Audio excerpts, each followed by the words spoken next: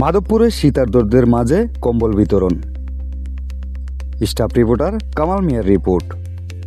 হবিগঞ্জের মাধবপুর উপজেলায় শীতার্ত গরিব ও দুঃখী মানুষের মাঝে কম্বল বিতরণ করা হয়েছে।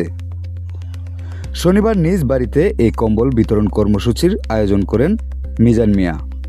তিনি মাধবপুর উপজেলার সাবেক জিয়া সাংস্কৃতিক সংগঠন জিসাস এর যুগ্ম সাধারণ সম্পাদক ছিলেন। বর্তমানে তিনি মাধবপুর উপজেলার আন্দিউরা ইউনিয়নের তাঁতি দলের আহ্বায়ক এবং আগামী দিনের আন্দিউরা ইউনিয়নের ৪ নম্বর ওয়ার্ডের মেম্বার পদপ্রার্থী। এ সময় শীত মোকাবিলায় অসহায় মানুষের পাশে দাঁড়িয়ে প্রায় ২ থেকে ২৫০ শীতার্ত মানুষের মধ্যে কম্বল বিতরণ করা হয়। মোহাম্মদ মিজান মিয়া মৃত মোহাম্মদ গোলাপ মিয়ার পুত্র। তার বাড়ি জোয়ালডাঙ্গা গ্রামে, ৪ নম্বর ওয়ার্ড, থানা মাধবপুর, জেলা হবিগঞ্জ। স্থানীয়রা জানান, শীতের এই সময়ে এমন মানবিক উদ্যোগ শীতার্ত মানুষের কষ্ট লাঘবে গুরুত্বপূর্ণ ভূমিকা রাখছে।